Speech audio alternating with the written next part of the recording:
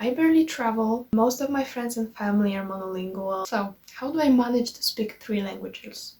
Well, it's actually pretty simple. Hi, my name is Veronica and welcome back to my YouTube channel. I'm pretty new to this channel is still growing and I'm trying to figure out what I should post about. So far it's just one big dump of the things that I do in my life, which is language learning, being on a gap year, any sort of organization and being mindful and taking care of yourself. So if you like any of these topics, go ahead and click that subscribe button. I feel so weird saying that for some reason, but that's fine. Let's dive into how I am learning multiple languages and how you can do it too. Currently I'm self-studying actually, English, Spanish and Dutch. My English, as you can tell, is proficient, I hope. I took a semester of Spanish in high school, which was like 2 years ago. I already knew some basics before that, but I was never consistent and quite frankly, I'm still not. And now I picked up Dutch, which I am learning from 100% on my own. Okay, my biggest and probably the most important tip is to immerse yourself in any way possible. In other words, surround yourself with the language or languages in any way you can. Now, I barely travel, especially now, and if I do, it's still in Poland, so I don't go abroad. Most of my friends and family are monolingual. I can't really rely on them to practice or even try and learn a new language. So, how do I manage to speak 3 languages? Well, it's actually pretty simple. I bet you watch a lot of Netflix or any other streaming platform. Great! Now just you have to start watching series or movies in your native language and you should be all set. Depending on what your level is, you should consider choosing subtitles in your native or target language, and lastly, no subtitles at all. That should be your goal. To watch really anything or listen to podcasts without any translation subtitles, any transcription, nothing.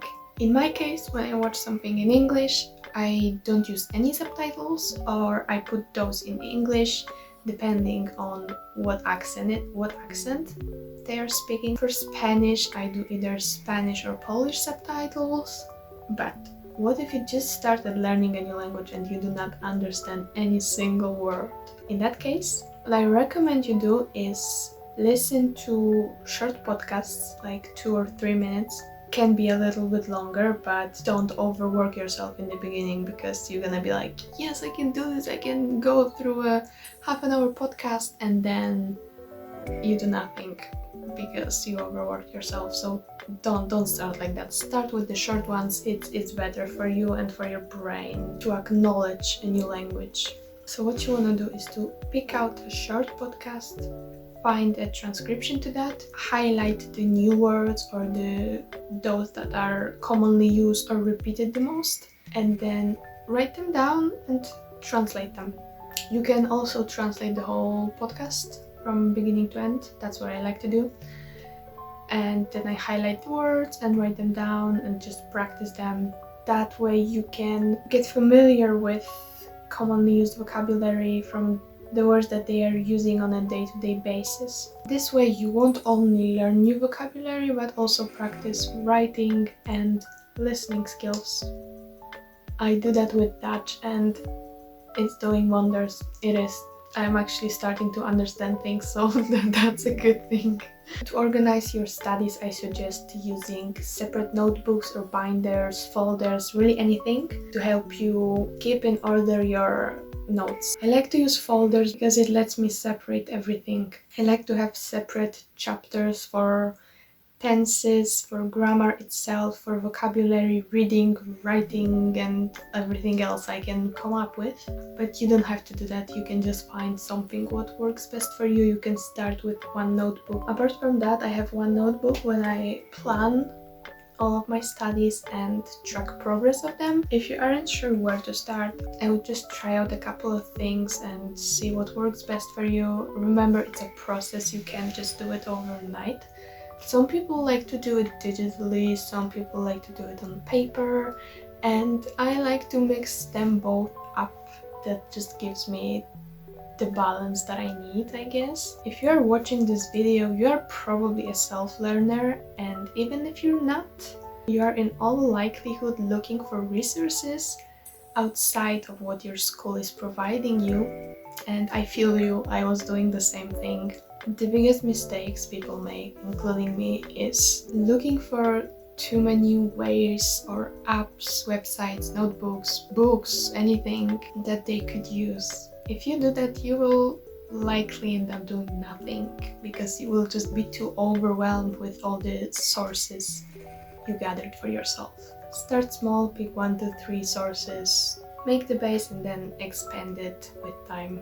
I have been struggling with how to track my progress ever since. I tried a couple of different things, but nothing seems to work 100%. So far what I enjoyed the most was color coding. I drew like the same amount of little boxes that there was days in a month, dated them and then I used different colors for each language that I was doing.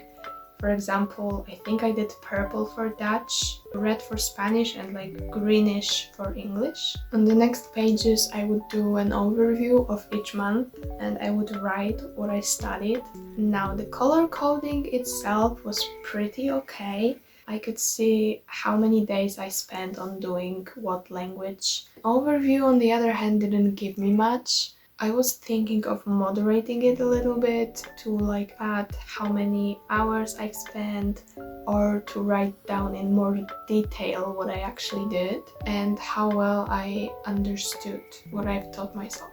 Keep in mind that it is a lot of work and you will have days, if not weeks, when you will not do anything, especially if you are a self-learner. To be frank, I am incredibly inconsistent and I promise myself that I will do this and this, and then I end up doing nothing because I feel burned out or overwhelmed because I've put too much on myself and I wanted to do too much. If it makes you feel any better, it is extremely common. Sometimes it is just better to take a longer break and do nothing in relation to language learning. You have to remind yourself why you started studying in the first place. This usually does the trick, but if it doesn't, just take the longer break and don't worry about that. Don't stress yourself. Finishing this video, I just want to let you know that no matter how little you study during the day or week, this adds up to bigger results. So don't beat yourself down. This is supposed to be fun and not feel like a burden. I hope you found this video helpful, and if you did, please subscribe and like. Feel free to let me know in the comments what else I should talk about in the field of language learning. I would be delighted to make more videos like that. So once again, thank you for watching and I will see you in the next video. Bye!